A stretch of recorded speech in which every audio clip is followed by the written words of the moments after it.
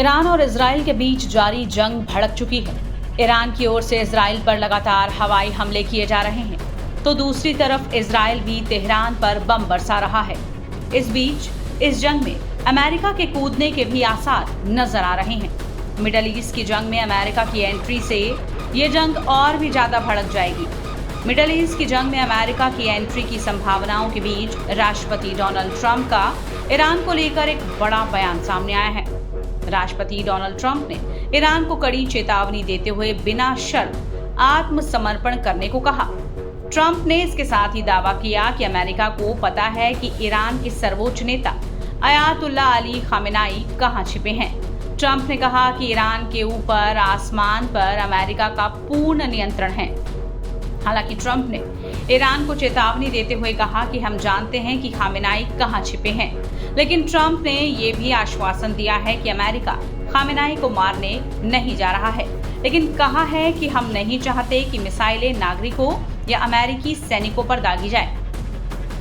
Trump ने इसके साथ ईरान को चेतावनी भी दी है कि ईरान को अमेरिका के धैर्य की परीक्षा नहीं लेनी चाहिए। ट्रंप ने दावा किया है कि अब ईरान आसमान पर हमारा पूरा और संपूर्ण नियंत्रण है। इस दौरान उन्होंने अमेरिकी हथियारों की तारीफ भी की है। ट्रंप ने अपने social media platform truth social पर एक के बाद एक 3 पोस्ट किए। इनमें से एक में उन्होंने लिखा, बिना शर्त आत्मसमर्पण।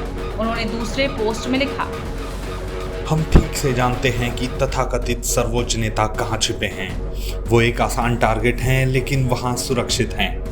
हम उन्हें मार नहीं सकते, कम से कम अभी तो नहीं, लेकिन हम नहीं चाहते कि मिसाइलें नागरिकों या अमेरिकी सैनिकों पर दागी जाएं। हमारा धैर्य खत्म हो रहा है। इस मामले पर आपका ध्यान देने के लिए धन्यवाद। ट्रंप ने अपने तीसरे पोस्ट में लिखा कि अब ईरान के ऊपर आसमान पर हमारा पूरा और संपूर्ण नियंत्रण है।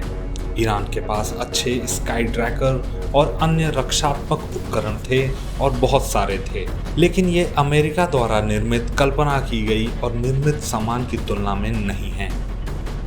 कोई भी इसे अमेरिका से बेहतर नहीं कह सकता।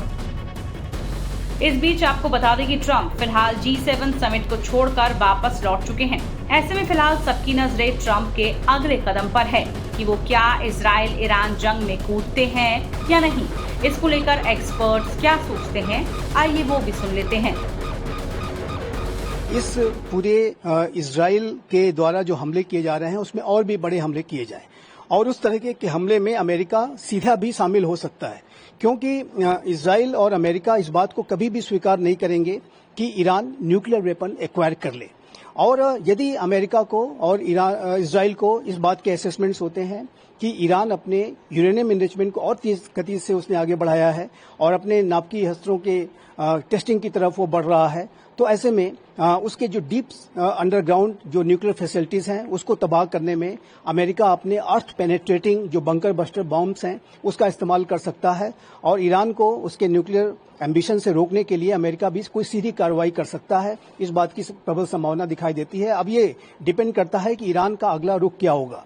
ईरान यदि अपने नाभिकीय अस्त्रों के प्रोग्राम को रोक देता है, उसे आगे नहीं बढ़ाता है, तो फिर शांति स्थापित हो सकती है। लेकिन यदि ईरान ने फर्दर एग्रेशन दिखाते हुए अपने नाभिकीय अस्त्रों के प्रोग्राम को आगे बढ़ाया, तो उसमें तो ईरान के विरुद्ध की जाने वाली किसी भी कार्रवाई में अमेरिका सीधा भी शामिल हो सकता है। भारत के प्रधानमंत्री श्री नरेंद्र मोदी ने साइप्रस में दिए गए अपने बयान में इस बात को स्पष्ट किया है कि भारत मिडिल ईस्ट रीजन में वर्तमान समय में जो हालात हैं, ईरान और इजराइल के बीच में जो युद्ध की स्थिति है, उसको लेकर के भारत भी चिंतित है। और भारत भी ये चाहता है कि दोनों ही राष्ट्रों के बीच में एक संवाद स्थापित हो, दोनों ही रेस्ट्रेंट बरतें और दोनों के बीच में जो ये स्थिति है उसका डी एस्केलेशन हो, क्योंकि भारत के प्रधानमंत्री श्री नरेंद्र मोदी के ये विचार हैं और उन्होंने इस बात को अपने विजनरी वर्ड को फिर से दोहराया है कि ये जो युग है ये युद्ध का युग नहीं है। और ये जो युद्ध ईरान और इजराइल के बीच का यदि आगे एस्केलेट करता है तो इससे पूरे विश्व को हानि होगी, इन दोनों राष्ट्रों को तो हानि होगी ही।